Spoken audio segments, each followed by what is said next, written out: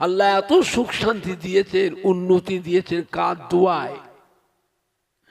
দুনিয়াতে কার দোয়া পেয়েছি না পেয়েছি বলতে পারবো না। নিজেদের জনম দুঃখিনী মা, গর্ভধারিণী মা, জন্মদাতা বাপ, দরদি দাদু যান, নানা যান, দরদি নানি যান, দাদি যান, তাদের দোয়াটুকু তো পেয়েছি না, এটা অস্বীকার করবেন? হ্যাঁ, খবরদার। সুখ শান্তি পেয়ে বাবা অতীতের কথা ভুলে যাবেন না। আল্লাহ সর্বশক্তিমান, আল্লাহ পাক সর্বশক্তিমান। ভিখারিকে আল্লাহ রাজা বানাতে পারে, রাজাকে আল্লাহ ভিখারি বানাতে পারে এক মুহূর্তে। পারে না পারে নে, কথা বলে না, পারে না পারে নে। খবরদার, মা বাপকে ভুলে যেও না, দাদু নানা দাদি নানিকে ভুলে যেও না। আজ তারা কবরে শুয়ে এতিমের মতো পড়ে পড়ে কাঁদতেছে। যে আজকে কলাপুল গ্রামে শাবান মাসে, শবে বারাতের মাসে আমাদের জনাব মরহুম দিলওয়ার হোসেন সাহেবের বাড়িতে খাস দোয়ার মাহফিল বিশ্ব নবী দিবস উপলক্ষ করে। ওই মাহফিলে কত নামাজি মুসল্লিরা এসে বসবে, ওলামায়ে কেরাম, হাফেজ কোরআন, মসজিদের ইমাম, আল্লাহ পাকের হাজি বান্দারা এসে বসবে। ওই মাহফিলে মেয়ে ছেলে, বেটা ছেলে, কত মাসুম বাচ্চারা এসে বসবে, কত গরিব দুঃখী অভাবীরা এসে বসবে। ওই মাহফিলটাতে ফুরফুরা শরীফ থেকে আমাদের দাদা পীরের আওলাদ, আমাদের ছোট হুজুর পীর কেবলার সন্তান বসিরহাটের আল্লামা হযরত মাওলানা রুহুল আমিন সাহেব রহমাতুল্লাহ আলাইহি পীরের আওলাদ, চাঁদপুরি হুজুরের পীরের আওলাদ, জুয়ারিয়া হযরত হান্নান সাহেব হুজুরের পীরের আওলাদ, পানি গোবরা বড় হাফসাব কেবলা রহমাতুল্লাহ আলাইহি, একে ফজলুল হক সাহেব রহমাতুল্লাহ আলাইহি, ডক্টর শহীদুল্লাহ সাহেব রহমাতুল্লাহ আলাইহি পীরের আওলাদ, কুমড়ো কাশীপুর হযরত আব্দুস সত্তার সাহেব রহমাতুল্লাহ আলাইহি পীরের আওলাদ, বাকুল শরীফের সুফি আব্দুল মমিন রহমাতুল্লাহ পীরের আওলাদ, ফুরফুরা শরীফের খাতনে বড় হাফসাব কেবলা হাফেজ আব্দুল লতিফ সাহেব রহমাতুল্লাহ আলাইহি পীরের আওলাদ ওই মাহফিলতে এসে বসবে। আমাদের সোনার মানিকরা, আমাদের কলিজার টুকরা সন্তানেরা, তোমরাও যদি ওই মাহফিলটায় গিয়ে বসো, তাহলেও আমরা কবরে শুয়ে কলাপুল গ্রামে মরহুম দিলওয়ার হোসেন সাহেবের বাড়ি থেকে, ওই মাহফিল থেকে আওলাদ হিসাবে, নাতি পোতাক হিসাবে একটু নেকির ভাগ আমরাও কবরে শুয়ে শুয়ে পাবো। আমরা জানি আল্লাহর নেক বান্দাদের সাথে গুনাহগার বান্দারা যেটা যদি বসে, নেককারদের ওসিলায়, আল্লাহ ওয়ালাদের ওসিলায়, নামাজি বান্দাদের ওসিলায় গুনাহগার বান্দার গুনাহকে আল্লাহ পাক দয়া করে মাফ করে দেয়। দোয়া দরকার আছে না নাই? একলা একলা করবে? দোয়ার একটা পরিবেশ আছে না নাই? এসো সবাই মিলে বসি, পরিবেশ খারাপ করবেন না। বিভিন্ন গ্রাম থেকে সব কত আত্মীয় স্বজন, কত মোহাব্বতের মানুষ, কত সম্মানী বাইরে এসছে, তাদের নিয়ে বাড়িতে বসে নাস্তা পানি করে, চা পানি খেয়ে গল্প করে করে সময় কাটাচ্ছেন। দোয়া হবে? হবে? দোয়ার একটা পরিবেশ আছে না নাই? এসো সবাই মিলে বসি, পরিবেশ খারাপ করবেন না। অন্ধকার লাগছে, অন্ধকার লাগছে। আমরা তো দোয়া করছি, আমরা তো একদিন মরবো না মরবনি কথা বলে না। আমাদের একদিন মরণ হবে না হবে না, সেদিন আমাদের নামেও দোয়া দরকার হবে না হবে না। কে করবে? আমাদের ছেলে পেলে নাতি পোতাদের মধ্যে কিছু কিছু এমন হয়ে গেছে, ওদের চলাফেরা চাল চলন, ওদের চেহারাগুলো দেখলো কি মনে হচ্ছে যে আমরা মরে গেলে ওরা আমাদের জন্য দোয়া করবে? করবে তো? আর কথা বলে না, মুখ বন্ধ কেন? উত্তর দেন। ওদের চলাফেরা চাল চলন দেখে, চেহারাগুলো দেখো কি মনে হচ্ছে দোয়া করবে? মনে হয় ওদের চেহারাগুলো যে খারাপ হয়ে গেছে, চাল চলনও খারাপ হয়ে গেছে, কি বলছে করবে? ও তো আরো চায়, ও তো খুশি নয়, যা পেয়েছে তাতে খুশি নয়, ও আরো চায়, আরো চায়। আমার কথাটা মনে বুঝতে পারেন না আপনি? ও বুঝতে পারেন।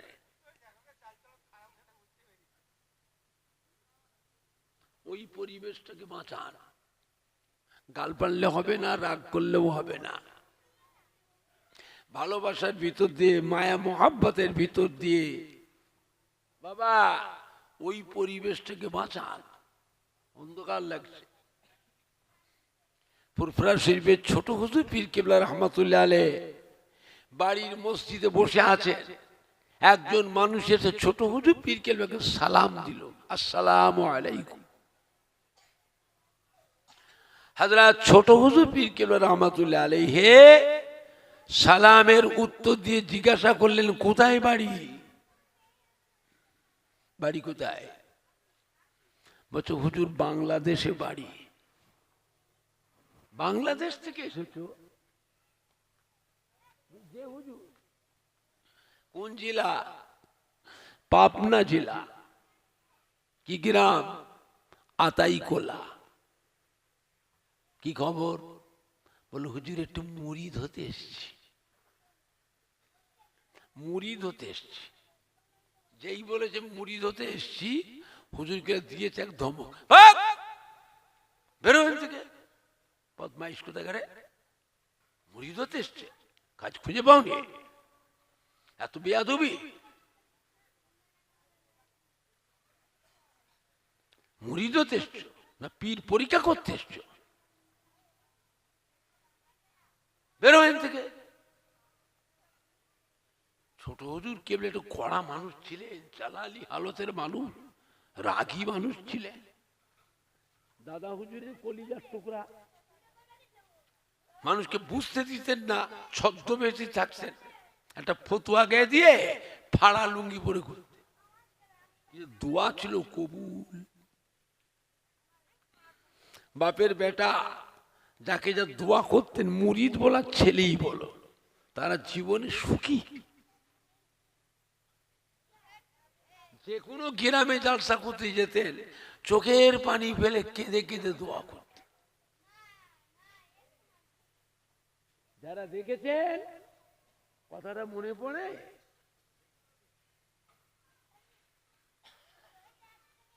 গাড়িতে বসেও দেখতাম হুজুর কেবলা গাড়িতে বসেও চোখের পানি ফেলে কেঁদে কেঁদে দোয়া করছে। চোখের পানি হুজুর গাড়িতে বসে বসে মুছতে দেখতাম।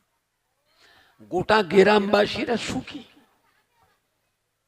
কিন্তু কড়া মানুষ ছিলেন, সামনে যাওয়া যেত না। যদিও যেত মানুষ ভয়ে ভয়ে, খুব ভয় হতো। ছেলে ছোকরা যুবকগুলো ওই পর্দার আল থেকে উঁকি মেরে দেখছে, উঁকি মেরে দেখছে। আল্লাহ নিয়ামত করেছিলেন। দাদা হুজুর কেবলার কলিজার টুকরা, একটা গোলাপ ফুল গাছে আল্লাহ পাক 5টা ফুল দিয়েছিলেন। কটা ফুল? 5টা ফুল। এক একটা ফুলে আল্লাহ পাক এক এক রকমের খুশবু দিয়েছিলেন।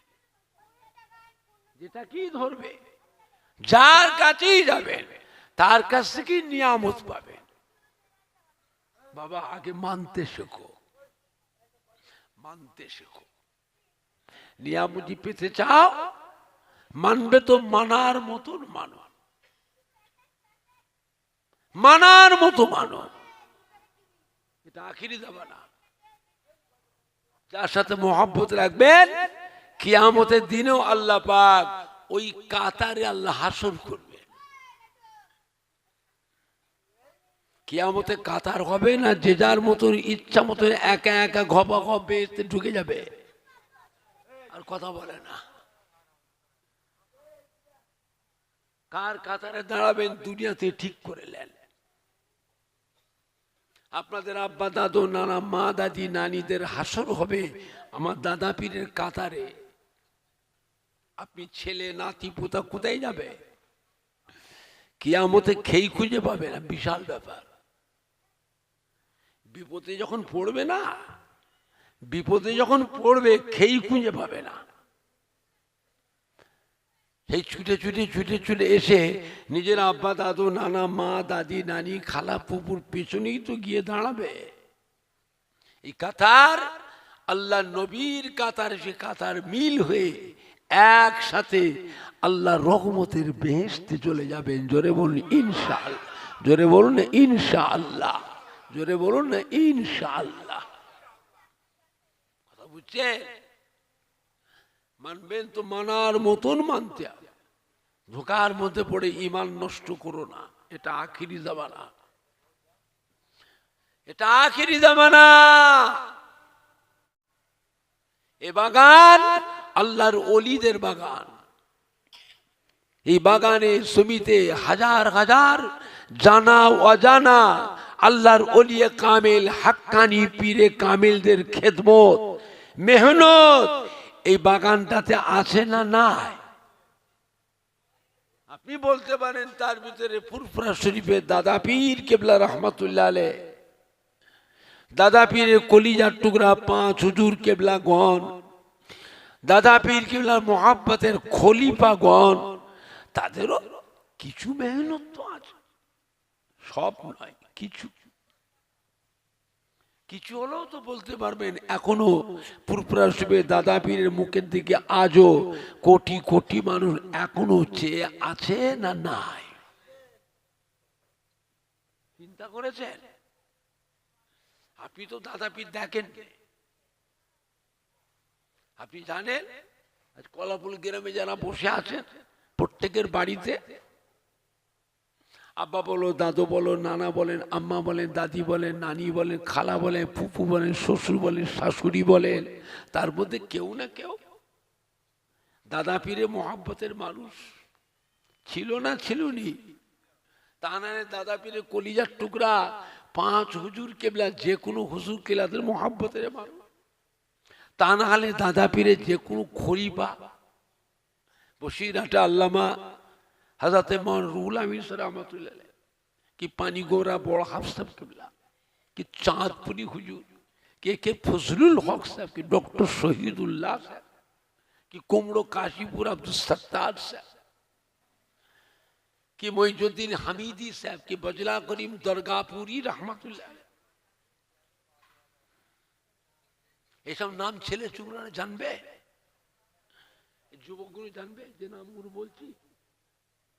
আপনারা কিছু কিছু জানতে পারে, আপনাদের আব্বা দাদুরা বেশি জানতো। বুঝলে বাংলা মানুষ বড় ভাগ্যবান। ফুরফুরা শরীফে দাদা পীর কেবলা মতো একটা আল্লাহর ওলি, বসিরহাটের আল্লামা হযরত রুহুল আমিন রাহমাতুল্লাহ মতো একটা আল্লাহর ওলি বাংলার মানুষদের জন্যই আল্লাহ পাক পাঠিয়েছিলেন। বাবা সম্মান রাখে, সম্মান রাখে। বুঝলেন? ছোট হুজুর পিগলে এমন ধমক দিলে লোকটা ভয়েতে চমকে উঠেছে। মুরিদ হতে এসছে না পীর পরীক্ষা করতে এসছে? পরের দিন বেচারা সকালবেলা উঠে রওয়ানা, বাড়ি চলে গেল। হুজুর বলেছিলেন ঘরের পাশে কবরস্থান, বাপ মা দাদু নানা দাদি নানি কবরে শুয়ে তোমার মুখের দিকে চেয়ে এতিমের মতো পড়ে পড়ে কাঁদতেছে। একটু সালামটাও দিয়ে আসতে পারলে না, এমনি চলে এলে।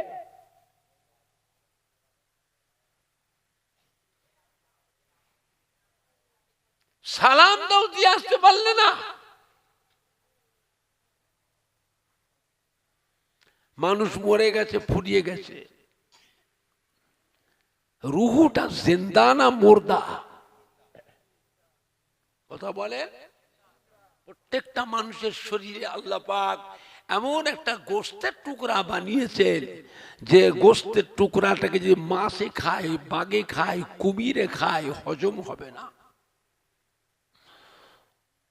ওটা পায়খানার রাস্তা দিয়ে আস্ত বেরিয়ে যাবে। আগুনে সেদ্ধ করবে চুলোয়, সেদ্ধও হবে না, গলবেও না। মাটিতে কাদায় পুঁতে রাখুন, পচবেও না, গলবেও না।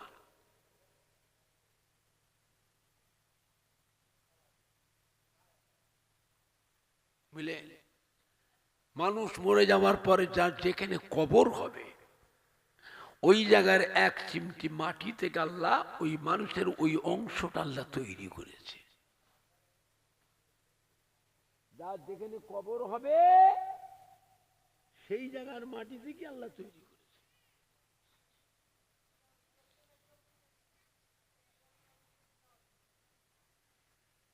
কাদা ছেড়ে ইট তৈরি হয়, ইট। ইটটাকে যে 2000 বছর কাদার মধ্যে পানির মধ্যে রেখে দেন, ইটটা গলে মাটি হবে তো? তাও বলে না। কি ওটা? ওটা কি লোহা, তামা, কাঁসা, পেতল, দস্তা? তা কি ওটা?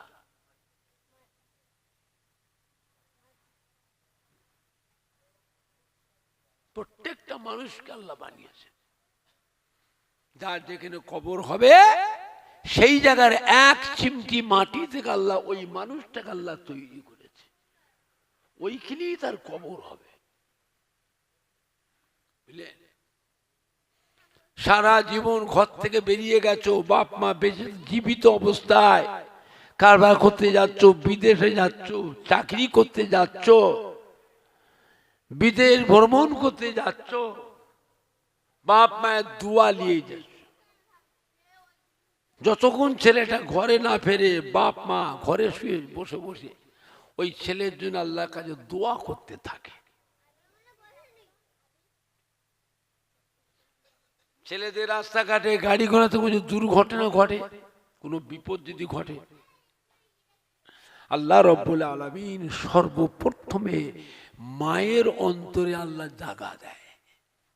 কাকে আল্লাহ আগে জানায়? মা ছটফট করে, আমার বাচ্চা বিপদে পড়েছে,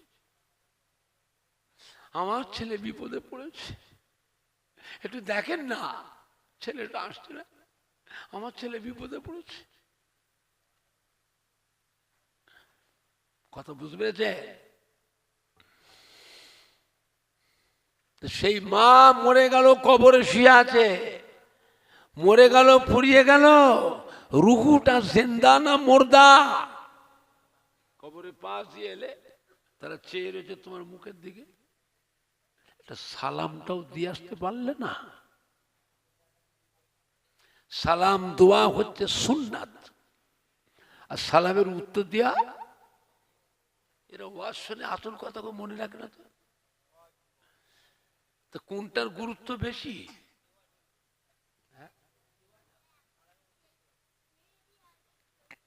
তাহলে কাকে সালাম দিলেন? তাল গাছটাকে না বাঁশ গাছটাকে? না খেজুর গাছটাকে, না কবরের ঢিপি, ওই যে ঢিপি খাজুর পাতা পোতে মাটিটা একটু বুকে কাছে মাইরে উঁচু করে ঢিপিটাকে সালাম দিচ্ছ? তাকে সালাম দিলে আপনার সালামটা হাওয়ায় উড়ে গেল। আসসালামু আলাইকুম ইয়া আহলাল কবুর। হ্যাঁ, সালামটা হাওয়ায় উড়ে গেল। কিন্তু সালাম দেওয়া সুন্নাত, আর মুর্দার জন্য উত্তর দেওয়াটা ওয়াজিব। মরে গেছে, পুড়িয়ে গেছে তো।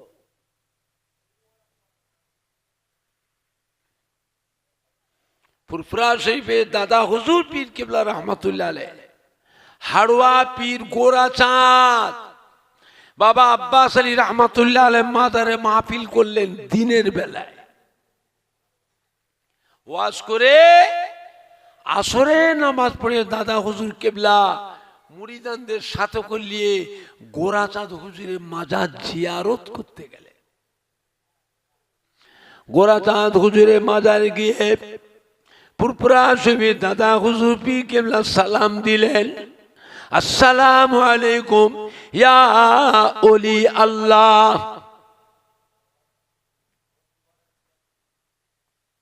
সালামের কোনো জবাব আসলো না, উত্তর আসলো না।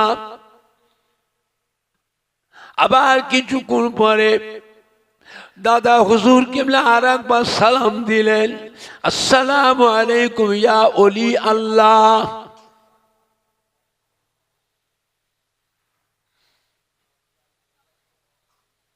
কোনো উত্তর আসলো না।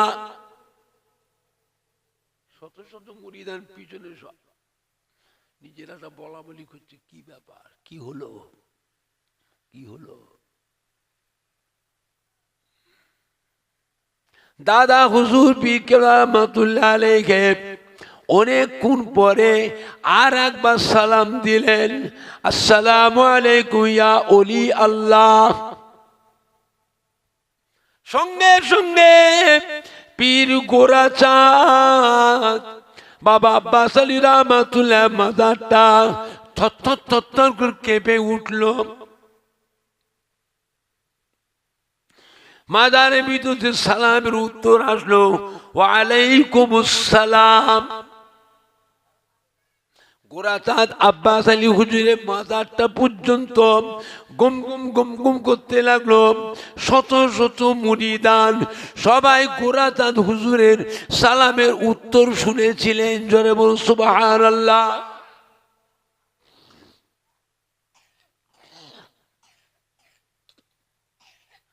দাদা হুজুর কিবলা জিজ্ঞাসা করলেন, হুজুর আমি ফুরফুরা শরীফ থেকে আমি আবু বকর আপনার মাজারে এসেছি হুজুর, আপনার মাজারে এসে এতবার সালাম দিচ্ছি, হুজুর আপনি সালামের উত্তর দেননি কেন? হুজুর মাজারে কি করছিলেন? এতবার সালাম দিলাম, উত্তর দেননি, মাজারে কি করছিলেন? হুজুর এতক্ষণ কোথায় ছিলেন? গোরাচাঁদ বাবা আব্বাস আলী রহমাতুল্লাহ বলেছে, বাবা আবু বকর, ও ফুরফুরার পীর মৌলানা আবু বকর, যখন আপনি প্রথম সালাম দিলেন ওই সময় আমি মদিনা শরীফে আল্লাহ রসুলের রওজা পাকে ছিলাম।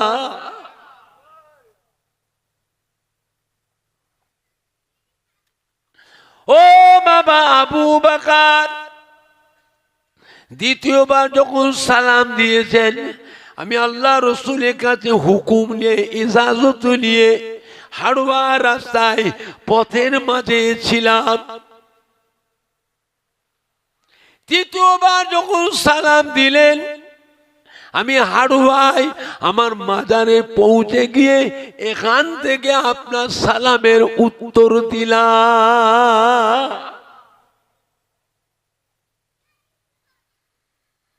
মরে গেছে, পুড়িয়ে গেছে, মরে গেছে। তুমি যে বাড়ির ছেলে, তোমার মধ্যে এত বেয়াদবি কেন? বেয়াদবি কোথায় পেয়েছো? হ্যাঁ, এত বেয়াদবি কোথায় শিখেছ? তোমার আব্বা দাদু মা দাদির মধ্যে তো বেয়াদবি ছিল না,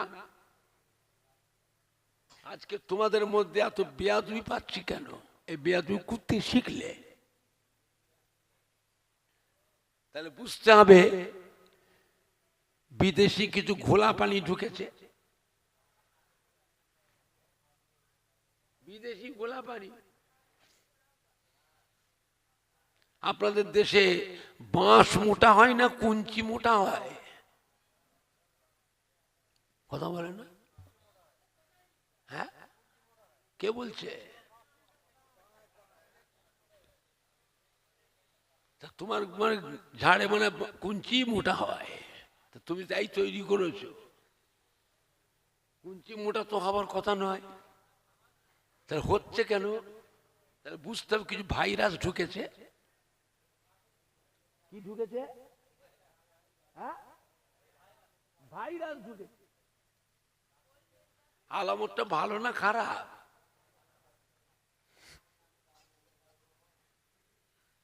বেয়াদবি কোথায় পেলে? তোমার আব্বা দাদু নানা মা দাদির মধ্যে তো বেয়াদবি ছিল না, তোমার মধ্যে আসলো থেকে? তাহলে বুঝতে হবে বিদেশি কিছু ঘোলা পানি,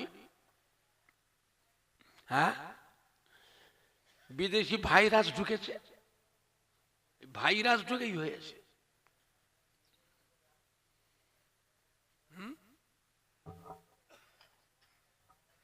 বেচারা পরের দিন সকালবেলা উঠে বাড়ি চলে গেল, বাড়ি থেকে গোসল করে জামা কাপড় পরে সুন্দর টুপি মাথায় দিয়ে উঁচু করে আতর খুশবু মেখে মা বাপের কবরের কাছে দাঁড়িয়ে সালাম দিয়ে দোয়া দুরুদ পড়ে দুটো হাত তুলে চোখের পানি ফেলে কেঁদে কেঁদে দোয়া করে সবলে সানি করে 3 দিন পর আবার ফুরফুরাসি ফিরে এসেছে। ফুরফুরাসি এসে ছোট হুজুর বসে আছেন মসজিদ, এসে সালাম, আসসালামু আলাইকুম। ছোট হুজুর পীরগুলো সালামের উত্তর দিয়ে মুখের দিকে চেয়ে দেখলেন, দেখে হাসছে। বাবা এসেছো, বাপ এসেছো, বাপ এসেছো, দেখো তো বাবু কি সুন্দর কাজটা হলো, কি সুন্দর কাজটা হলো। তোর বাপ মা কবরে শুয়ে তোমার মুখের দিকে চেয়ে হাসছে, দেখো তো বাবু কি সুন্দর কাজটা হলো। চিন্তা করেছেন কি চোখ আল্লাহ দিয়েছিলেন, রুহানি চোখ, ইলমে লাদুন্নি, ইলমে মারিফাত। হ্যাঁ, এসো বাবা এসো, বসো, ধরো। ছোট হুজুর পীর গেলে মুরিদ করলেন, মুরিদ করে কিছু সবক দিয়ে বললে বাবা যাও বাড়ি যাও, মাঝে মাঝে চিঠি করবে, মাঝে মাঝে চিঠি করবে, চিঠি, তোমার চিঠিতে আমি আবার সবক আবার পাল্টে দেবো, যাও। দাদা হুজুর কিবলার কলিজার টুকরা মুফতি আজম হযরত মেজলা হুজুর পীর কিবলা রহমাতুল্লাহ আলাইহি ডানকুনিতে একটা মাহফিল করছিলেন। ডানকুনিতে মাহফিল করতে গিয়ে দেখছেন তুমুল ঝগড়া হচ্ছে, হোম হই হাল্লা চেঁচামেচি হচ্ছে। মেজলা হুজুর পীর কিবলা রহমাতুল্লাহ আলাইহি ওই মাহফিলে না গিয়ে ও পাশে এক হাজি সাহেবের বাড়ি ছিল, ওই হাজি সাহেবের বাড়িতে উঠে পড়লেন। মাইক অপারেটর কিরম জানতে পেরে খবর পেয়ে মেজলা হুজুর পীর কিবলার কাছে এসে গলায় গামছা দিয়ে পায়েতে গড় করতে, বাবা ফুরফুরার পীর বাবা আমাকে বাঁচাও, আমাকে বাঁচাও বাবা। কে বাবা তুমি? বলে আমি হিন্দুর ছেলে। কি হয়েছে? বলে মাইক অপারেটর, গরিব মানুষ, ধার দেনা করে 2টো জেনারেটর কিনেছি হুজুর, একটা জেনারেটর চলছে আর একটা চলছে না, এত চেষ্টা করলাম, নতুন জেনারেটর কোম্পানির জিনিস। ছেলে চুকরা যুবকদের কথা শুনে নতুন জেনারেটরটা খুলে ফেললাম, খুলে দেখছি মেশিনের পার যন্ত্রপাতি সবই ঠিক আছে, ফিট করে চালু করছে, একবার করে ধক ধক করে চলছে আর ভুস বন্ধ হয়ে যাচ্ছে। গ্রামের যুবকরা বলছে আমাকে মারবে, গরিব মানুষ। আমি জেনারেটর খুলি ওদের কথা শুনে, কাল সকালে জেনারেটর ফেরত দিলে কোম্পানির ডিলার আমাকে ফিরিয়ে নতুন জেনারেটর দেবে দেবে কোম্পানি গ্যারান্টি থাকে না, থাকে না, দেবে কেন দেবে না? খুলে ফেলেছি আর পাল্টে দেবে? আমি গরিব মানুষ মরে যাব। আবার যুবকগুলো বলছে কাল সকাল হোক তো ঠেকাবো আমরা। ওরা বলছে মারবে, তুই আমাদের জলসা পন্ড করে দিয়েছিস। ওরা বলছে মারবে, বাবা আমি বাঁচাও। মেজলা হুজুর বলে বাবা কোথায় জেনারেটর বসিয়েছ? এই কোথায় বসিয়েছ? আমাকে নিয়ে চলো, আমি দেখবো তোমার জেনারেটরে কি হয়েছে, আমি দেখবো তোমার জেনারেটরে কি হয়েছে, আমাকে নিয়ে চলো। মেজলা হুজুর পীর কেবলা আসলেন, মানুষের ঢল নেমে গেছে। আলেম, মৌলানা, হাফেজ, কারি, ইমাম, হাজি সাহেব, জওয়ান, যুবক কমিটি সব মেজ হুজুরের পিছনে সব এসছে। কোথায় বসিয়েছো? এই যে হুজুর প্যান্ডেল আর লাইটিং, ওই জেনারেটরটা হুজুর ওই মাথায় বসিয়েছি, আর স্টেজ আর মাইক এই জেনারেটরটি পাশে হুজুর, স্টেজের পাশে পুকুর, এই পুকুরের পাড়ে বসিয়েছি। মেজর হুজুরকে যেই ধরেছিল, এই যুবকরা এদিকে এসো বাবা, এই জেনারেটরটা ধরো তো, তোলো এখান থেকে তোলো। বড় জেনারেটর 10-12 জন যুবক মিলে জেনারেটরটার সন্ধ্যে আলোক করে তুলেছে। সরাও, ওই জেনারেটরটার কাছে নিয়ে যে বসাও, বসাও। হ্যাঁ মিস্ত্রি বাবা জেনারেটরটা স্টার্ট করো তো। জেনারেটর চালাচ্ছে, এক চান্সে চালু, ধক ধক ধক ধক করে চালু হয়ে গেল, সব আলো হয়ে গেছে, মাইক বাজছে, সব হচ্ছে। মেজ হুজুর আস্তে আস্তে এসে ওই হাজি স্যার বাড়িতে বসলেন, একটু নাস্তা পানি করবেন। মেজলা হুজুর এসে বসেছেন, গ্রামের মুরব্বীরা, মুসল্লিরা সব, যুবকরা ধরেছে, হুজুর কি করলেন হুজুর? কেন বাবা? সন্ধ্যা থেকে রাত 9টা বেজে গেছে হুজুর, মাথা খারাপ হয়ে যাচ্ছে, জেনারেটর চালাতে পারিনি, আর আপনি কি করলেন যে জেনারেটর চালু হয়ে গেল? মেজলা হুজুর পীর কেবলা বলেছে, বাবারা ফুরফুরা শরীফে আপনার দাদা পীরের মাজারের সামনে যে মসজিদ, এই মসজিদের পাশেই হলো আমার হুজরাখানা। মুরব্বী তারা বুঝবে হুজরা কোথায় ছিল? মসজিদের পাশে একটা ছোট্ট কামরা আছে, ওই হুজরায় বসে বসে ইলমে তাসাউফ, ইলমে মারিফাতে সবগুলো মশক করে করে আল্লাহ পাক আমি আবু জাফরের রুহানি চোখ, অন্তরের চোখ, কলবের চোখ আল্লাহ খুলে দিয়েছে। আমার এই কলবের চোখ দিয়ে দুনিয়ার এক প্রান্ত দিয়ে আর এক প্রান্ত, 7তম আসমান, 7তম জমিন আল্লাহ পাক আমি আবু জাফরকে দেখা।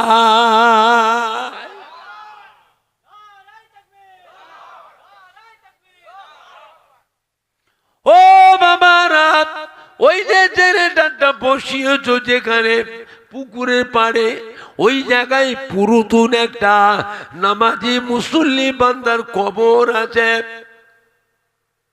ওই নামাজি মুসল্লির কবরের উপরে জেনারেটরটা বসিয়েছ, ধক ধক ধক ধক ধক ধক করে চলছে। নামাজি মুসল্লি বান্দার রুহের উপরে কষ্ট হচ্ছে, এই জন্য আল্লাহ পাক জেনারেটরটা বন্ধ করে গেছেন। আমি আবু জাফর তখন জেনারেটরটা সরিয়ে নিয়ে অন্য জায়গায় বসালাম, আল্লাহ পাকের হুকুমে জেনারেটর আবার চালু হয়ে গেল।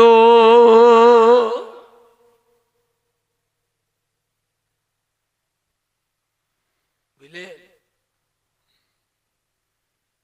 আবার ভাইজানরা, বাপজানেরা, যুবকেরা, মেজ হুজুর পীর কেবলা মুরিদান, ধনী মুরিদান, বড় ব্যবসায়ী। মেজলা হুজুর পীরকে দাওয়াত করেছে, নতুন বাড়ি করেছে তো, মেজ হুজুরকে নিয়ে যে বাড়িটা উদ্বোধন করবে, বাড়িতে দোয়া করিয়ে তারপর সব উঠবে ওরা। মেজলা হুজুর পীর গুলা গেছেন, ধনী মানুষ।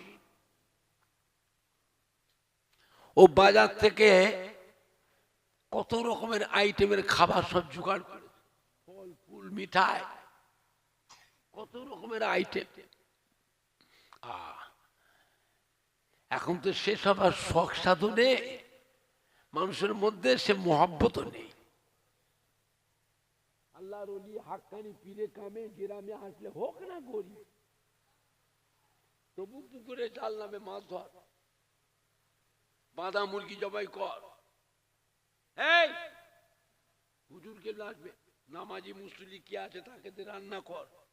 কথা ঠিক বলছি না ভুল বলছি? হ্যাঁ, একটা নামাজি মুসলি আমলি মানুষকে রান্না হতো, যাত্রার হাতের হুজুরা খাবে না।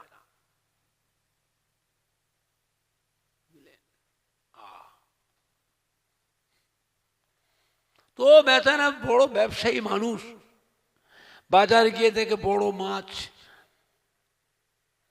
বড় মাছটা দেখে ওর মনে শখ হয়েছে, যেমন হুজুর কিবলা আসবেন, এই মাছটা কিনে নিয়ে যাবো, রান্না করে হুজুরের সামনে ধরবো। সেই জামানা ওই একটা মাছের দাম দিয়েছিল 4000 টাকা দাম। চিন্তা করেছেন কত বড় মাছ, কত বড় মাছ, একটা মাছের দাম নিয়েছে 4000 টাকা। তাও বেচারা কিনেছে, ধনী মানুষ তো, অন্তর বড়। আর হুজুর কিবলা আসবেন, আমার পীর আসবে, মুরিদ হিসাবে পীরের সম্মান করা লাগবে না? লাগবে না? কথা বলে না?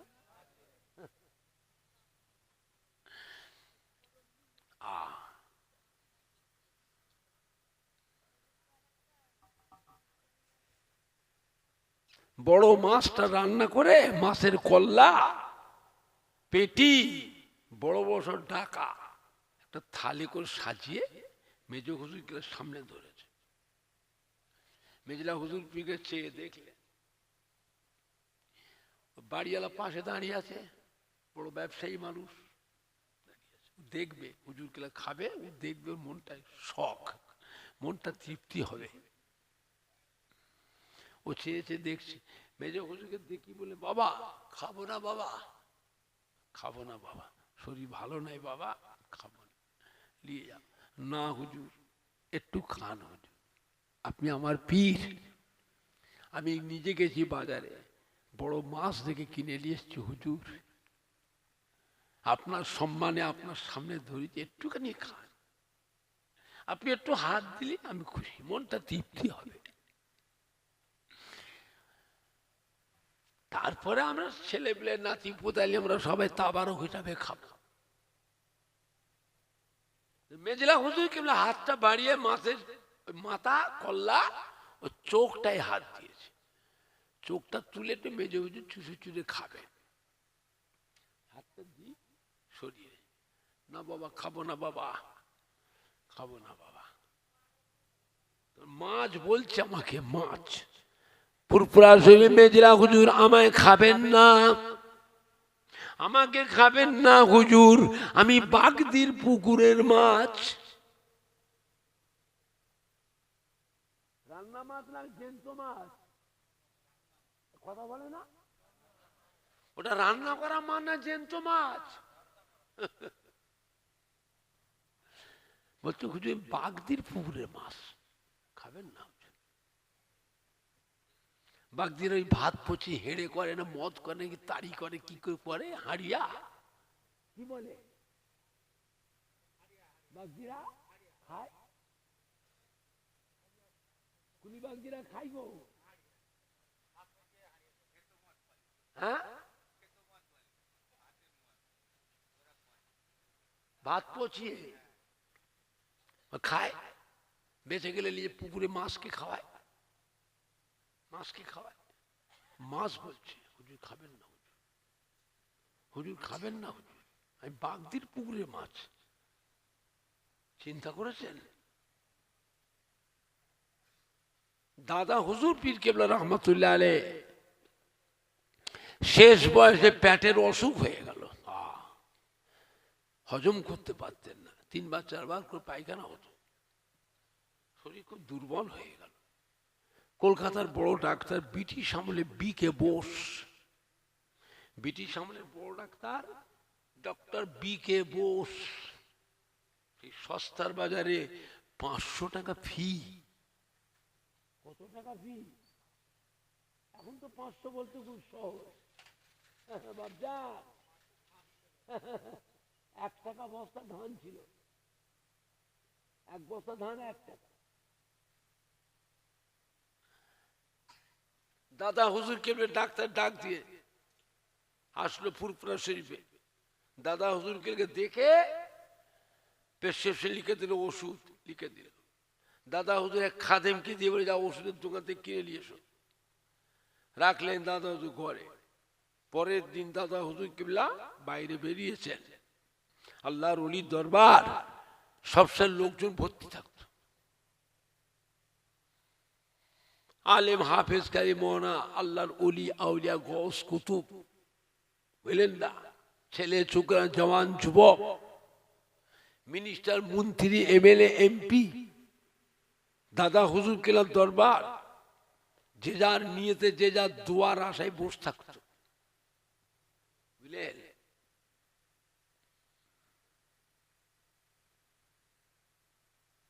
দাদা হুজুর কেবলা রহমতুল্লাহ আলাইহ ওই ওষুধের শিশিটা হাতে করে নিয়ে বাইরে বেরিয়েছে। বসেছিলেন ডক্টর শহীদুল্লাহ সাহেব, ডক্টর শহীদুল্লাহ সাহেব দাদা হুজুরের মুরিদ। ডক্টর শহীদুল্লাহ সাহেব দাদা পীরের মুরিদ ছিল। দাদা হুজুর, বাবা ডক্টর শহীদুল্লাহ সাহেব দেখেন তো বাবা, এই ওষুধটা কি ওষুধ দেখো তো বাবা। ডক্টর শহীদুল্লাহ সাহেব ওষুধের শিশিটা হাতে করে নিয়ে বলে, হুজুর ওষুধটা খুব ভালো ওষুধ, হুজুর হুজুর খান, আপনার হজম শক্তি বাড়বে, লিভারটা কমজোর হয়েছে, আপনি খাবেন, শরীরে শক্তি হবে, দুটো খেতে পারবেন হুজুর, ভালো মন্দ খেতে পারবেন, খান হুজুর, খুব ভালো ওষুধ। না বাবা আমি খাবো না বাবা, আমি জানতে চাইছি ওষুধটা কি থেকে তৈরি। ওই ওষুধের শিশির গায়ে একটা কাগজ চাপটা মারা থাকে, আর ফর্মালিটিতে সব লেখা থাকে, দেখো তো কি থেকে তৈরি। দেখে নিয়ে বলছে, হুজুর এটা কলিজার খুন থেকে তৈরি। কিসের খুন? তাহলে শুনতে পারেন, কিসের খুন? কলিজার খুন থেকে। তো মানুষের কলিজা না জীবজন্তুর কলিজা, তা কিছু উল্লেখ নেই হুজুর। দাদা হুজুর পীর কেবলা রহমতুল্লাহ আলাইহি শিশু কাকটা করে টান মেরে ছুঁড়ে ফেলে দিলেন, চেহারাটা লাল হয়ে গেছে। বাবা ডক্টর শহীদুল্লাহ সাহেব, ও বাবারা শুনে রাখো, আল্লাহ পাক যাকে বাঁচান সে এইরকমই বাঁচে গো। গত রাত্রে স্বপ্নে দেখছি মদিনার রওজা মোবারক থেকে আল্লাহ রসুল এসে আমাকে ডেকে বলছে, বাবা আবু বকর, ও বাবা আবু বকর, এই ওষুধটা বাবা আপনি খাবেন না। কে মানা করছে? কত বড় আল্লাহ রসুলের পাগল ছিলেন দাদা হুজুর। যে বান্দা আল্লাহর কাছে বাঁচতে চায় তাকে আল্লাহ বাঁচায় না বাঁচায় নে, একটু হানা কথা বলো। যে বান্দা বাঁচতে চায় আল্লাহ তাকে বাঁচায় না বাঁচায় নে, বুঝলেন।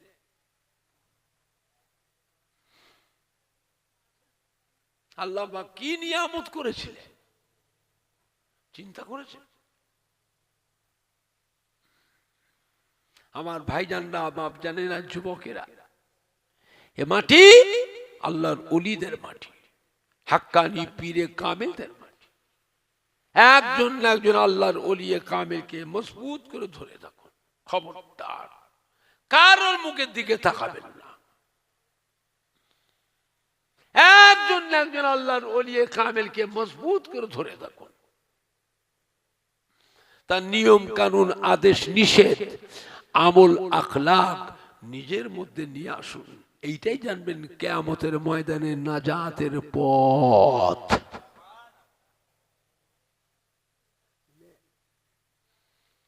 আমার ভাইজান না আপনি দুরূদ শরীফ আল্লাহুম্মা সাল্লি আলা।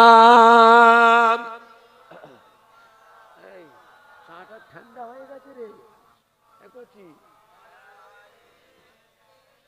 ফ্লাক্স নেই ঘরে? ফ্লাক্স ফ্লাক্স নেই? ফ্লাক্স বোঝো না? দেখো ফ্লাক্স করলে জোরে জোরে আল্লাহুম্মা সাল্লি আলা।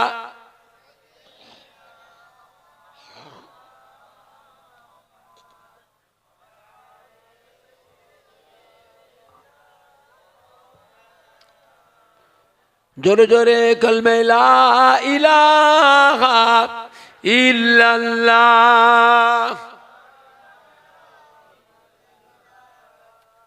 লা ইলাহা ইল্লাল্লাহ মুহাম্মাদুর রাসূলুল্লাহ সাল্লাল্লাহু আলাইহি ওয়াসাল্লাম। একবার কলেমা সে যে পড়বে তার জীবনের 4000 গুনাহ আল্লাহ মাফ করে দেয়।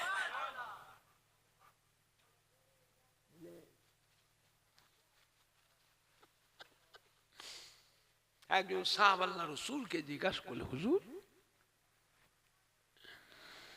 এই কলেমা শরীফ পড়ে পড়ে তার জীবনে গুনাহগুলি মাফ হয়ে যায়? হ্যাঁ, গুনাহগুলি যদি সব মাফ হয়ে যায় তারপরেও যদি কলেমা পড়ে?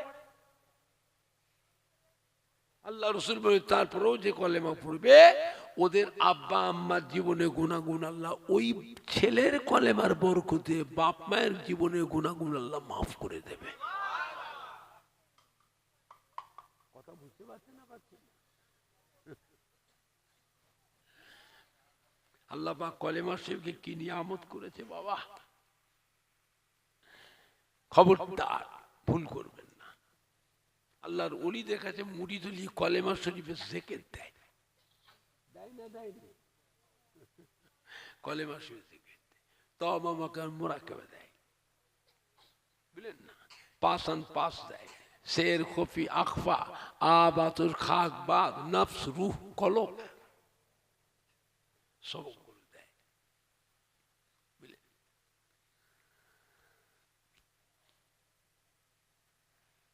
মদিনার মসজিদে নববী শরীফে আল্লাহ রাসূল তাশরীফ রেখেছেন। কোরআন পাকের আয়াত পাক নাযিল হয়ে গেল। ইযা জাআ নাসরুল্লাহি ওয়াল ফাতহু ওয়া রাআইতান নাসা ইয়াদখুলুনা ফি দীনিল্লাহি আফওয়াজা ফাসাব্বিহ বিহামদি রাব্বিকা ওয়াস্তাগফিরহু ইন্নাহু কানা তাওয়াবা।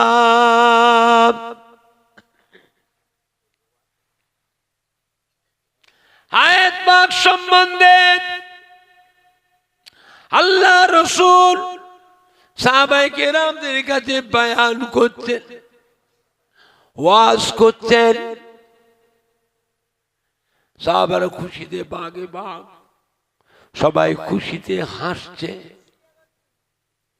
ওই জায়গায় বসে আবু বকর সিদ্দিক আস্তে করে উঠে চলে গেলেন। মদিনার মসজিদ নববীর ভিতরে বারান্দার এক কোণে গিয়ে বসলেন। সাহাবারা সবাই খুশি হাসছে। আল্লাহ খবর পাঠিয়ে দিয়েছেন, ওহী নাযিল করেছেন কোরআন পাকে। হাবিব চিন্তা করবেন না, আমি আল্লাহ ইসলামের উপরে রাজি খুশি হয়ে গেলাম। আমি ইসলামকে পূর্ণতা দান করলাম, মোকাম্মল করে দিলাম। হাবিব মন খারাপ করবেন না, চিন্তা করবেন, দেখবেন এবারে মক্কা মদিনার মানুষ দলে দলে এসে আপনার কাছে ইমানের কলেমা পড়ে সব মুসলমান হয়ে যাবে। জোরে বলবেন না? আর একটু জোরে বলা যাবে না? এটা খুশির খবর না দুঃখের খবর? খুশির খবর। আল্লাহ তো দিনকে মোকাম্মাল করে প্রতিষ্ঠিত করার জন্য তো আল্লাহ নবীকে পাঠিয়েছেন। নবীকে পাঠিয়েছিলেন আল্লাহ বলছে, হাবিব দিন প্রতিষ্ঠিত হয়ে গেছে, আমি দিনকে কামিয়াব করে মোকাম্মাল করে দিলাম, আপনি চিন্তা করবেন না। ইসলামকে আমি পূর্ণতা দান করলাম। হাবিব আপনি দেখবেন মানুষ এবার মক্কা মদিনার মেয়ে ছেলে বেটা ছেলে দলে দলে এসে আপনার কাছে আপনার নূরের হাত ধরে ইমানের কলমা পড়ে সব মুসলমান হয়ে যাবে। সাহাবারা হাসছে খুশিতে, কিন্তু আবু বকর সিদ্দিক বসেছিলেন, আস্তে করে উঠে চলে গেল। ওই মদিনার মধ্যে বারান্দার এক কোণে বসে বসে ঝরঝর ঝরঝর করে কাঁদতেছে। চোখের পানিতে দাড়ি মোবারক ভিজে, জামা কাপড় সব ভিজে যাচ্ছে। সাহাবারা ঘুরছে আনন্দে, হাসছে, চেয়ে দেখছে আবু বকর কাঁদছে কেন? আল্লাহ নবী তো কাঁদার কথা বলেন না। আর কোরআন পাকের এই আয়াতটার ভিতরে কাঁদার কথাও তো নেই।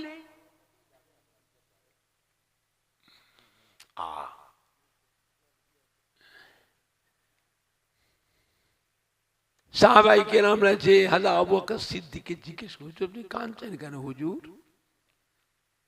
আল্লাহ নবী তো কাঁদার কথা বলেন না, আপনি কাঁদছেন কেন? হযরত আবু বকর কি বলেছিলেন? ও আমার সাথীরা,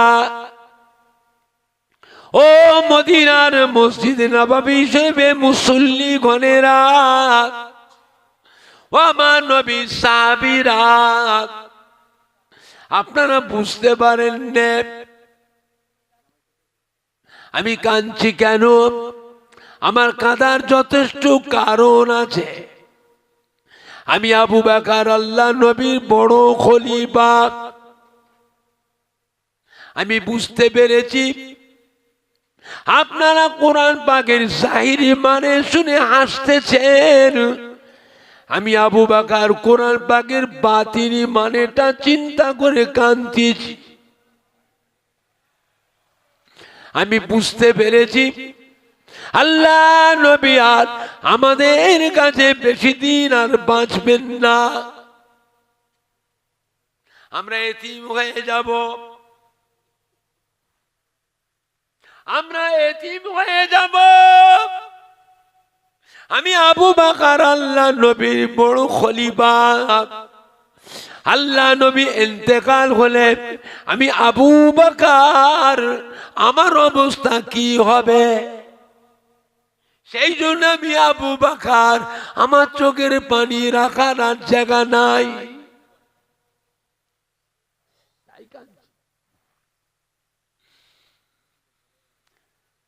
সাহাবায়ে কেরামরা ফিরে এসে আল্লাহ নবীকে জিজ্ঞাসা করেছিলেন, হুজুর আপনি নাকি আর বেশি দিন বাঁচবেন না, আপনি ইন্তেকাল হয়ে যাবেন। নবী ধমক দিয়েছে, আমি ইন্তেকাল হয়ে যাব কে বললো?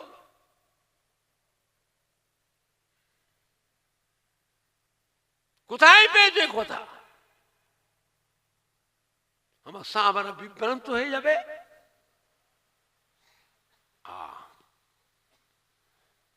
নবী দিয়েছিলেন ধমক, তোমার এই কথা কোথায় পেলে? সাহাবারা কি বললেন? বলে হুজুর আবু বকর সিদ্দিক বলেছে। আবু বকর বলেছে? আমার আবু বকর কোথায়?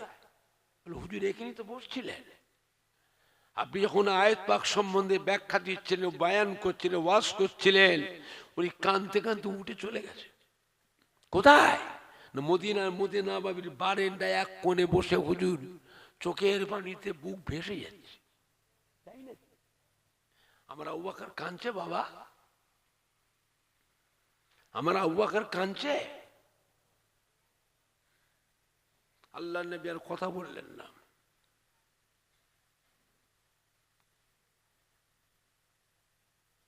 সাহাবারা দাঁড়িয়ে দেয়, আবার জিজ্ঞেস করছে, হুজুর কথাটা কি সত্য? আবার জিজ্ঞেস করছে। আবু বকর সিদ্দিক যে কথাটা বললো, কথা কি সত্য? আমাদের একটু বলুন। আল্লাহ তো দিনকে মোকাম্মল করে যে প্রতিষ্ঠিত করার জন্য আল্লাহ নবী পাঠিয়েছেন। দিন প্রতিষ্ঠিত, ইসলাম প্রতিষ্ঠিত করার জন্য আল্লাহ নবীকে পাঠিয়েছেন। এখন আল্লাহ বলছে দিন প্রতিষ্ঠিত হয়ে গেছে, ইসলামকে আমি কামিয়াব করে দিলাম, মোকাম্মল পূর্ণতা দান করলাম।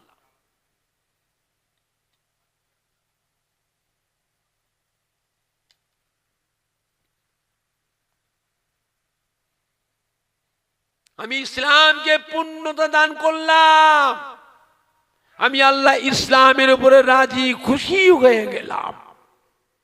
হাবিব চিন্তা করবেন না, মক্কা মদিনার মানুষ, মেয়ে ছেলে বেটা ছেলে দলে দলে এসে আপনার নূরের হাত ধরে ইমানের কলমা পড়ে সব মুসলমান হয়ে যাবে। জোরে বলবেন না? আল্লাহ জানিয়ে দিলেন দিনকে প্রতিষ্ঠিত করার জন্য আল্লাহ পাঠিয়েছেন নবীকে। আল্লাহ বলছেন প্রতিষ্ঠিত হয়ে গেছে, আর দরকার আছে নবীর? কথা বলে না? নবীর আর দরকার আছে?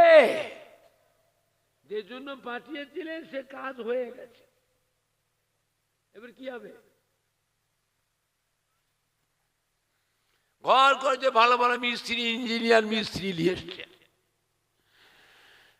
সুন্দর করে বাড়ি ঘর করলেন, মোজাইক করলেন, টাইলস লাগালেন, নকশা করলেন, ডিজাইন করলেন, রং করলেন, বাড়িতে খাট পালং গদি, AC fridge geyser air cooler air condition সব কিছু লাগালেন, সম্পূর্ণ কাজ হয়ে গেছে। আর মিস্ত্রি দরকার আছে? মিস্ত্রি বসে বসে মাইনে দেবেন? কথা বলে? আর মিস্ত্রি দরকার আছে? আর ইঞ্জিনিয়ার দরকার আছে? যে কাজের জন্য আল্লাহ নবীকে পাঠিয়েছিলেন কাজ তো হয়ে গেছে। আমি আবু বকর বুঝতে পেরেছি আল্লাহ নবী আর আমাদের কাছে বেশি দিন বাঁচবেন না।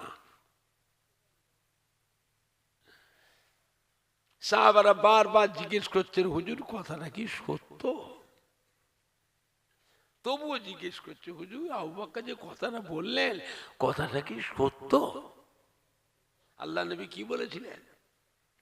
ও আমার সাহাবারা, আমার আবু বকর হলো আমার সাহাবাদের মধ্যে বয়োজ্যেষ্ঠ সাহাবা। আমার আবু বকর আমার সাহাবাদের মধ্যে বড় জ্ঞানী সাহাবা। আমার আবু বকর আমার সাহাবাদের মধ্যে বড় আলেম সাহাবা। আমার আবু বকর যা বলেছে সত্য বলেছে, ঠিক বলেছে। বাবা আমি রাসূলুল্লাহ আপনাদের কাছে আর বেশি দিন বাঁচব না।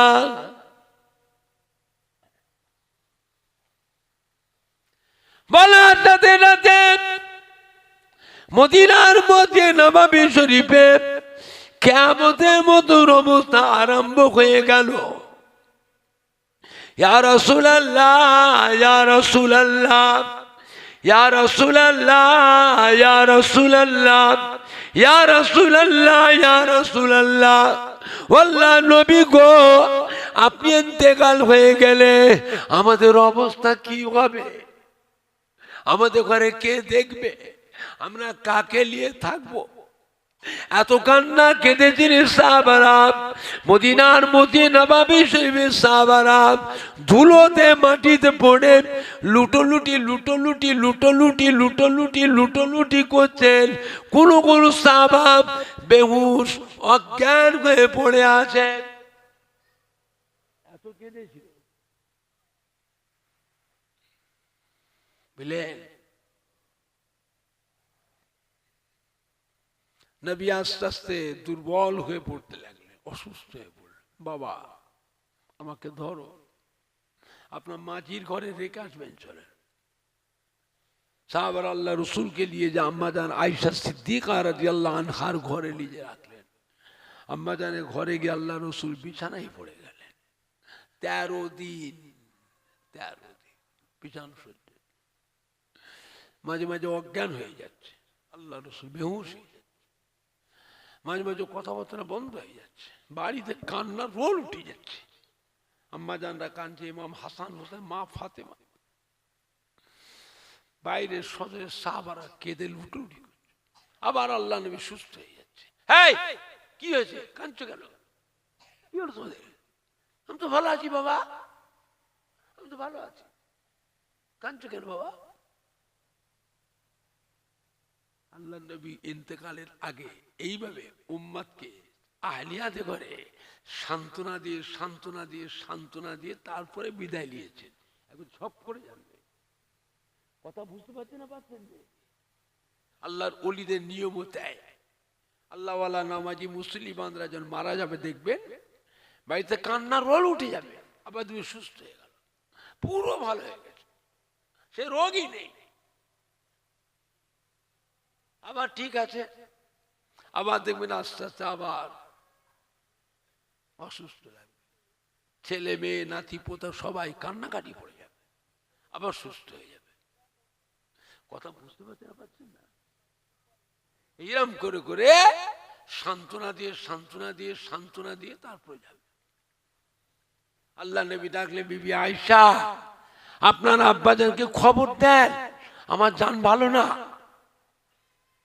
আমার শরীরের কন্ডিশন ভালো নয়, আপনার আব্বাকে বলুন তিনি যেন আজ থেকে মদিনার মসজিদে নববী শরীফে ইমামতির দায়িত্ব যেন পালন করে।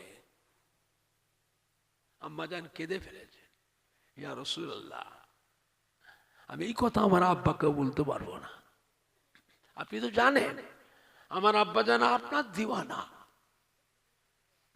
আপনি ছাড়া কিছু বোঝেন না, তিনি আপনার ওই ইমামতির জায়গায় দাঁড়িয়ে তিনি ইমামতি করবেন, তিনি পারবেন না। এই কথা আমার আব্বাকে বললে আব্বাজান কেমন হয়ে যেতে পারে আমি বলতে পারবো না। আপনার আরো সাহাবা আছে, এই দায়িত্ব অন্য সাহাবাকে দেন, আমার আব্বাজানকে দেবেন না। আল্লাহ রাসূল চুপ করে থাকলেন। আবার ডাকলেন, বিবি আয়েশা কি করব, আমার শরীরের কন্ডিশন ভালো না, আর আমি কি করব, এত বড় ইসলামের দায়িত্বটা কার হাতে দিয়ে যাব, এই দায়িত্ব কার হাতে দেব? আমি আমার আবু বকর সিদ্দিক ছাড়া আর তো কাউকে দেখছি না। বিবি আয়েশা বলতে পারবো নি বললে হবে না, আপনি যান, আপনার আব্বাজানকে শুনিয়ে দিয়ে চলে আসেন। আম্মাজান আয়েশা সিদ্দিকা কাঁদতে কাঁদতে চলে গেলেন। আব্বাজান আবু বকর সিদ্দিকের কাছে গিয়ে আস্তে করে যে কথাটা শুনিয়ে দিলেন, দেরি করলেন না, সঙ্গে সঙ্গে ফিরে আসলেন। কেন আল্লাহ নবীর অবস্থা ভালো নয়, একা সময় অজ্ঞান হয়ে যাচ্ছেন, একা সময় নবী কথাবার্তা বন্ধ হয়ে যাচ্ছে, শরীর খুব খারাপ হয়ে যাচ্ছে, কখন কি হয়ে যাবে। আর আমি বিবি আয়েশা বাপের ঘরে বসে থাকবো? কথাটা শুনিয়ে দিয়ে সঙ্গে সঙ্গে ফিরে এলেন। মদিনার মসজিদে নববী শরীফে আযান হয়ে গেল। মদিনার সাহাবায়ে কেরামেরা দলে দলে এসে মদিনার মসজিদে নববী শরীফে যোগদান করলেন। নামাজের সময় হয়ে গেছে, কাতারে কাতারে সব বসে আছেন। সাহাবারা পেছন ফিরে চেয়ে চেয়ে দেখছেন আল্লাহ নবীতে এখনো আসছেন না। আযান হয়ে গেছে, নামাজের সময় হয়ে গেছে, সাহাবারা জানেন আযান হয়ে আল্লাহ নবী আসবেন। হুজুর নামাজ পড়াবেন, আমরা আল্লাহ নবী পিছনে জামাতে নামাজ পড়ব। নবী যে আসবেন না এই খবর তো সাহাবারা জানে না। এই খবর একমাত্র আবু বকর সিদ্দিক জানে। আম্মাজানকে দিয়ে আল্লাহ নবী আবু বকর সিদ্দিককে খবর দিয়েছিলেন। ও ভাই জানে না, সাহাবারা বারবার ফিরে ফিরে তাকায়, আল্লাহ নবী আসবেন, এখনো আসছেন না, কি ব্যাপার, এত দেরি হচ্ছে কেন? এমন সময় আবু বকর সিদ্দিক রাদিয়াল্লাহু তাআলা আনহু মদিনার মধ্যে নববীতে প্রবেশ করলেন। সাহাবারা বসে আছে লাইনে লাইনে, কাতারে কাতারে, পাঁচ দিয়ে গিয়ে আল্লাহ নবীর ইমামতির জায়গার কাছে গিয়ে দাঁড়িয়ে গেলেন। ইমামতির জায়গায় উঠলেন না, ইমামতির নিচে দাঁড়ালেন। আল্লাহ নবীর ইমামতি জায়গা খালি দেখছেন। আর একবার করে মদিনা নববীর ভেতরটায় মুসল্লি বুঝাই হয়েছে, মুসল্লির দিকে চেয়ে চেয়ে দেখছেন। আর একবার আল্লাহ নবীর ইমামতি জায়গায় চেয়ে দেখছেন। গোটা মদিনার মধ্যে নববী শরীফে মুসল্লি বুঝাই হয়ে আছে, আল্লাহ নবীর ইমামতি জায়গাটা খালি খালি। হাউ হাউ করে কেঁদে ফেললেন। ও মদিনার মুসল্লিরা, আল্লাহ নবীর সাহাবীরা, আল্লাহ নবী আমায় খবর বলে পাঠিয়েছেন আমার নবীর জান ভালো নয়। হুজুর আর মদিনার মসজিদে নববী শরীফে ইমামতি করতে আসবেন না। আজ থেকে আমরা আমাদের মরণ পর্যন্ত আল্লাহ নবী বিছানার নামাজ পড়তে পাবো না। আজ থেকে আমরা মদিনার মধ্যে নববী শরীফে আল্লাহ নবী চাঁদ মুখটা দেখতে পাবো না। মদিনার মধ্যে নববী শরীফে হযরত আবু বকর সিদ্দিকের জবানের কথা শোনার সাথে সাথে আবার যেন কিয়ামতের মতো অবস্থা আরম্ভ হয়ে গেল। এত কান্না কেঁদেছিলেন, ইয়া রাসূলুল্লাহ, ইয়া রাসূলুল্লাহ, ইয়া রাসূলুল্লাহ, ইয়া রাসূলুল্লাহ, ইয়া রাসূলুল্লাহ, ইয়া রাসূলুল্লাহ। ওই কান্নার আওয়াজ আল্লাহ নবীর পাক বিবি আমাদের আম্মা জান হযরত আয়েশা সিদ্দিকার ঘরে আল্লাহ নবী শুয়ে আছেন। হঠাৎ করে আল্লাহ নবী চেয়ে দেখলেন, সাহাবাদের কান্নার আওয়াজটা আল্লাহ নবী কলিজায় গিয়ে ধাক্কা লেগেছিল। চোখটা তাকিয়ে আল্লাহ নে বিবি আয়েশা কোথায় গেলেন? ও বিবি আয়েশা, কারা তো কাঁদছে গো, কাদের কান্নার আওয়াজ আমি শুনতে পাচ্ছি। আম্মা জান কেঁদে ফেলেছিলেন, ইয়া রাসূলুল্লাহ, ইয়া হাবিবাল্লাহ, আপনি মদিনার মধ্যে নববী শরীফে তাশরীফ না নিয়ে যাওয়ার জন্য আপনার সাহাবারা আপনাকে না দেখতে পেয়ে আপনার মোহব্বতে সবাই কাঁদছে।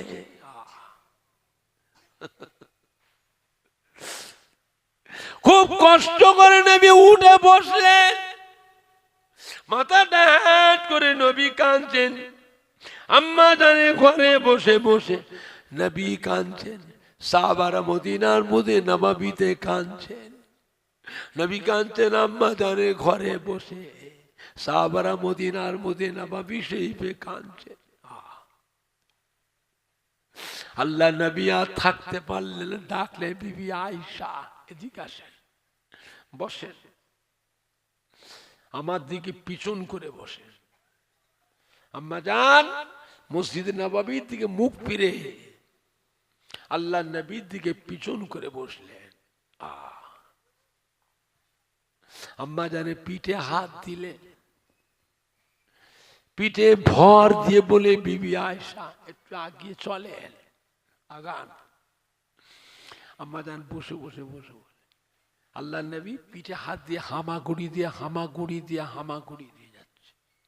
আম্মা জান আয়েশা সিদ্দিকার ঘরে আর একটা দরওয়াজা ছিল, যে দরওয়াজাটা খুললে পরে মদিনার মধ্যে নববীর ভেতরটা সব দেখতে পাওয়া যেত। ওই দরজার কাছে গিয়ে আল্লাহ নিয়ে বলে, বিবি আয়েশা দরজাটা খোলেন। আম্মা জান দরওয়াজা খুললেন। আল্লাহ নিয়ে বলে, বিবি আয়েশা আপনি সরে যান, পর্দার মধ্যে সরে যান। আম্মা জান এক পাশে সরে গেলেন পর্দার মধ্যে।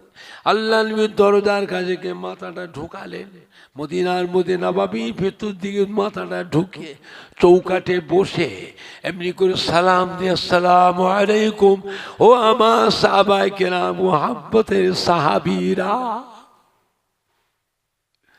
ও আমার দামারা, কেঁদো না বাবারা, সবর করো। আমার জান ভালো নয়, দুর্বল হয়ে পড়েছি, অসুস্থ হয়ে পড়েছি। এতদিন তো আপনাদের সাথে ছিলাম, আপনাদের সাথে সাথে করে নিয়ে ইসলামের কত খেদমত করেছি বাবা, আপনাদের সাথে সাথে করে নিয়ে দেশ বিদেশে গিয়ে আল্লাহ ইসলামের কত খেদমত করেছি। আজ আমি অসুস্থ হয়ে পড়েছি, দুর্বল হয়ে পড়েছি। বাবারা কেঁদো না বাবা, আপনারা কাঁদলে পরে ওই কান্না নামাজটা আমি রাসূলুল্লাহ সহ্য করতে পারি না। সাহাবারা কাঁদছেন মদিনার মধ্যে নববীর ভিতরে। আল্লাহ নবী দরওয়াজার চৌকাঠে বসে কাঁদছেন, সাহাবারাও কাঁদছেন, নবীও কাঁদছেন, সাহাবারাও কাঁদছেন, নবীও। আল্লাহ নে বাবারা, আমি আজ থেকে আমি আমার আবু বকর সিদ্দিককে মদিনার মদিনা নববী শরীফের ইমামতির দায়িত্ব দিয়ে গেলাম। সাহাবারা কাঁদছে, ইয়া রাসূলুল্লাহ, ইয়া হাবিবাল্লাহ, আমরা আজকে কারো পিছনে নামাজ পড়বো না, আমরা আপনার পিছনে নামাজ পড়বো। হুজুর আপনি আসুন। আল্লাহ নে বাবা, দাঁড়াবার মতো ক্ষমতা নাই, উঠা বসা করার মতো আমার আর শক্তি নাই। আমি আমার আবু বকর সিদ্দিককে ইমামতির দায়িত্ব দিয়ে গেলাম। সাহাবারা কাছে, আল্লাহ রাসূল, আল্লাহ নবী গো, আল্লাহ রাসূল গো, আমরা আপনার পিছনে নামাজ পড়বো, কত আশা নিয়ে এসেছি, হুজুর আযান শুনে এসেছি, আপনার পিছনে নামাজ পড়বো। সাহাবাদের কান্না আল্লাহ নবী সহ্য করতে পারলেন না। ডাকলে বাবা হযরতে আব্বাস, ও বাবা হযরতে আলী, এদিকে আসেন। দুইজন সাহাবাকে ডাকলেন, আমার কাছে আসুন। দুজন সাহাবা চলে এলেন আম্মা জান আয়েশা সিদ্দিকার ঘরে। আল্লাহ নবী বলে, বাবা আমাকে ধরেন, ধরেন, ধরে দাঁড় করান। এত দুর্বল হয়ে গেছিলেন। সাহাবারা ধরাধরি করে আল্লাহ নবীকে দাঁড় করালেন। হুজুর উঠে দাঁড়িয়ে দুইজন সাহাবার গলাটা জড়িয়ে ধরলেন, কাঁধের উপরে ভর দিয়ে বলে, বাবা আমাকে নিয়ে চলে, এবারে আমি যাব, আমি যাব মদিনার মসজিদে নববী শরীফে নামাজ পড়তে যাব, আমি যাব মদিনার মসজিদে নববী শরীফে আমার সাহাবায়ে কেরাম দিওকে সান্ত্বনা দিতে যাব। জোরে বলুন সুবহানাল্লাহ, আরো একটু জোরে বলুন সুবহান। দুইজন সাহাবার কাঁধে ভর দিয়ে আল্লাহ নবী মদিনার মদিনা নববী শরীফে আসছেন। হুজুরে মুবারক পা দুটা সিধে ভাবে পড়ছিল না, পা মুবারকের চটাগুনি বেঁকে গিয়েছিল, দুমড়ে গিয়েছিল, পিছন দিকে বেঁকে গেছিল, পাথরে কাঁকড়ে বালুতে ঘিসিরে ঘিসিরে।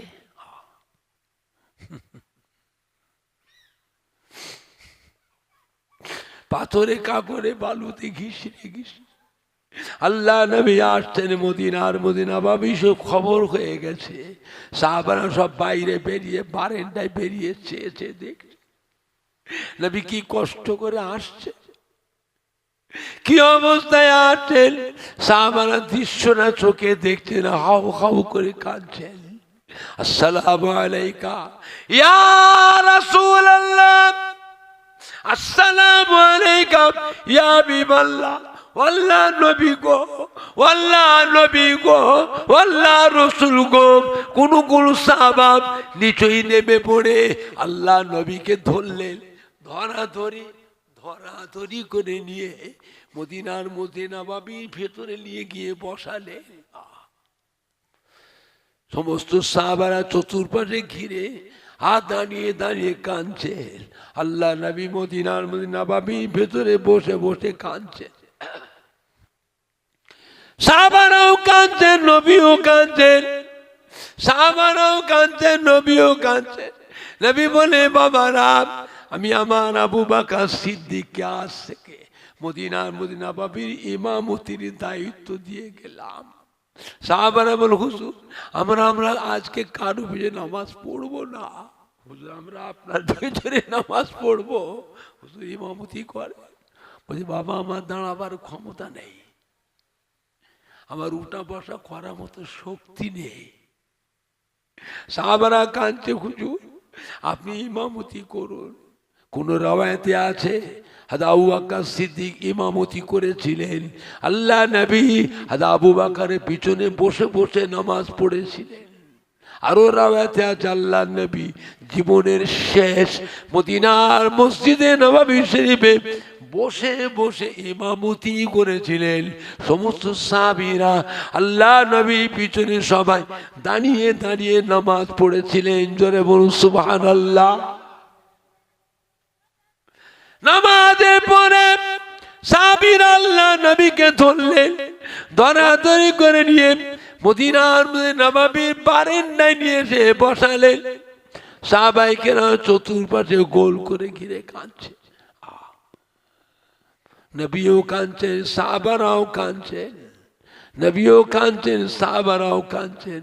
হযরত উসমান দাঁড়িয়ে গেলেন, ইয়া রাসূলুল্লাহ, হাবিবাল্লাহ, গত রাতে স্বপ্নে দেখলাম যুদ্ধের ময়দানে আমি উসমান কাফেরদের মোকাবেলায় যে ঢালটা ব্যবহার করি, আমার ঢালটা যেন ভেঙে যাচ্ছে। আল্লাহ নবী বলে, বাবা উসমান স্বপ্ন ঠিকই দেখেছো বাবা, আমি রাসূলুল্লাহ দুনিয়া থেকে চলে যাচ্ছি, আমি রাসূলুল্লাহ আপনার জন্য যুদ্ধের ময়দানে ঢাল স্বরূপ ছিলাম, আমি চলে যাচ্ছি, এই জন্য আপনার ঢাল ভেঙে যাচ্ছে। হযরত আলী দাঁড়িয়ে, ইয়া রাসূলুল্লাহ, ইয়া হাবিবাল্লাহ, গত রাতে স্বপ্নে দেখলাম কাফেরদের মোকাবেলায় আমাদের জুলফিকার তলোয়ারটা নিয়ে কাফেরদের মোকাবেলা করি, আমার তলোয়ারটা যেন ভেঙে যাচ্ছে, কি ব্যাপার? আল্লাহ বলে, বাবা আলী স্বপ্ন ঠিকই দেখেছো, আমি রাসূলুল্লাহ আপনার জন্য যুদ্ধের ময়দানে জুলফিকার তলোয়ার স্বরূপ ছিলাম, আমি দুনিয়া থেকে চলে যাচ্ছি, এই জন্য আপনার জুলফিকার তলোয়ার আমি ভেঙে যাচ্ছি। মদিনার মসজিদে নববীর বারান্দায় কান্নার রোল উঠে গেল। আল্লাহ নবী আস্তে আস্তে দুর্বল হয়ে পড়ছেন, চোখের ইশারায় ডাকলেন, বাবা হযরতে আব্বাস, ও বাবা হযরতে আলী, এদিকে আসেন। সমস্ত সাহাবেরা কান্নায় কান্নায় মতওয়ারা হয়েছে, কেঁদে গড়াগড়ি করছে। দুইজন সাহাবা আল্লাহ নবীর কাছে আসলেন, নবী বলে, ধরেন বাবা, আমাকে ধরেন, তোলেন। দুজন সাহাবা ধরাধরি করে আল্লাহ নবীকে দাঁড় করালেন। নবী উঠে দুইজন সাহাবার গলা জড়িয়ে কাঁধে ভর দিয়ে বললে, বাবা আমাকে আপনার মাঝির ঘরে রেখে আসেন, আম্মা জান আয়েশার ঘরে রেখে আসেন। দুইজন সাহাবার গলা জড়িয়ে ধরে মদিনার মধ্যে নববী থেকে আল্লাহ নবী নেমে আসছেন। সাহাবা তো সবাই কাঁদছে, নবী যে চলে যাচ্ছেন সাহাবারা বুঝতে পারেন না। যখনই দেখেছে নবী মদিনার মধ্যে নেমে নববী থেকে নেমে চলে যাচ্ছেন, সাহাবারা উঠে দাঁড়িয়ে কাঁদছেন, আলবেদা আলবেদা আলবেদা আলবেদা আলবেদা আলবেদা, আল্লাহ নবী আমাদেরকে এতিম করে চলে যান, আল্লাহ নবী আমাদের কাছে বিদায় হয়ে যান, আল্লাহ নবী আমাদেরকে এতিম করে চলে যান, আল্লাহ নবী আমাদের কাছে বিদায় হয়ে যান। সাহাবারা সবাই কাঁদছেন, নবী আমার দুইজন সাহাবার কাঁধে ভর দিয়ে আম্মা জানে ঘরের দিকে ঝুলে ঝুলে ঝুলে ঝুলে যাচ্ছে। সাহাবারা কাঁদছেন, বারে বারে পিছন দিকে তাকান, বারে বারে পিছন দিকে তাকান। কেঁদো না বাবারা, কেঁদো না বাবারা, সবর করো বাবারা, আপনারা কাঁদলে পরে আমি রাসূলুল্লাহ আপনাদের কান্নার আওয়াজ সহ্য করতে পারি না। এতদিন তো একসাথেই ছিলাম, আল্লাহ পাকের হুকুম বাবা, পরস্পর পরস্পর সবাইকে আল্লাহ পাক ডেকে নেবেন। বাবারা কেঁদো না বাবা, আমি দোয়া করছি আল্লাহ পাক আপনাদের সাথে আমার সাথে রোজ মাহশর ময়দানে দেখা করাবে। জোরে বলেন না, জোরে বলেন না, দুরূদ শরীফ আল্লাহুম্মা।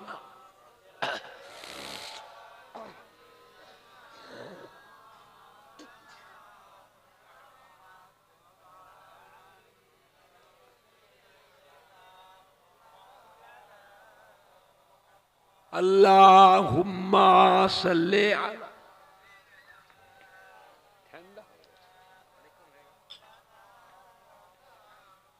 একটা কথা বললে কথার মাঝে উল্টা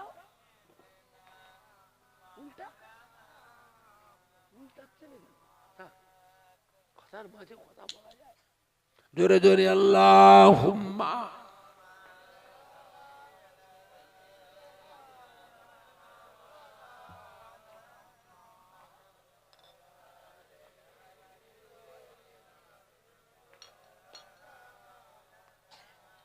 জোরে জোরে কালমা লা ইলাহা ইল্লাল্লাহ।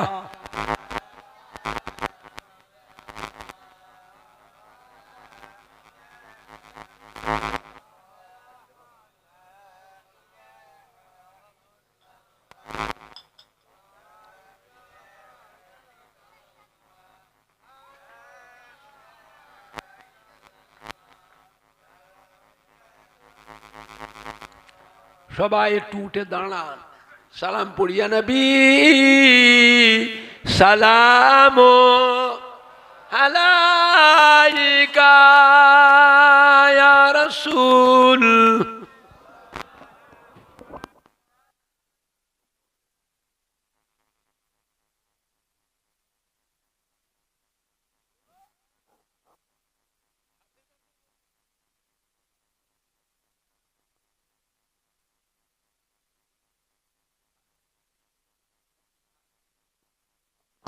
طلع البدر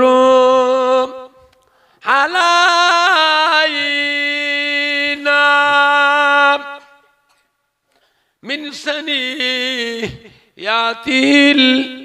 البداء وجب الشكر علينا لله هدائي يا نبي سلام عليك।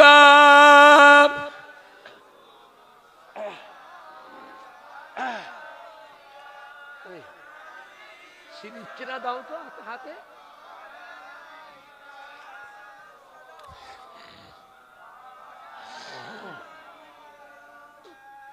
আপে সুলতানে মদিনা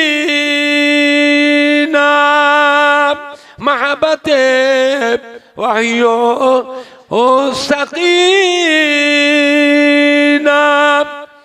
नूर से मामूर सीना मिश्क से बिगितार पसीना या नबी सलामो আলাইকা ইয়া রাসূল। জোরে জোরে পড়েন না, এতগুলি মানুষের গলায় জোর নেই কেন? ছেলেগুলো একদম পড়ে না, যুবকগুলো পড়েই না, এদের গলায় জোর নেই কেন? ইয়া হাবিবি ইয়া মুহাম্মদ সাল্লাল্লাহু يا مروب سلخات أفكاين يا مميز يا ممجد يا إمام ملكب هولتين نبي سلام عليك يا رسول سلام عليك हो मोहब्बत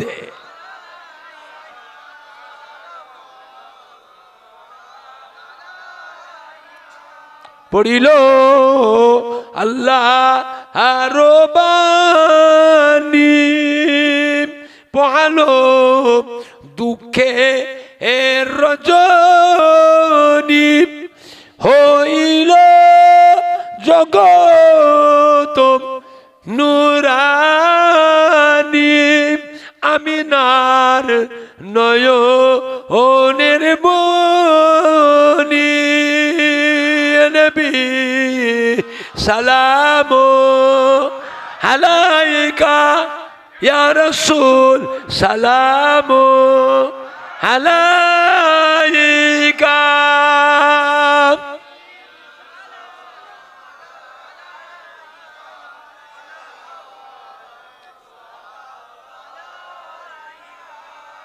বাবা নামাজের মতো কাতার দেন আগে আসেন পা গুলো সমান করে দাঁড়ান বসবেন না একটু আগে পিছু হন কেউ আগে আসেন কেউ পিছিয়ে যান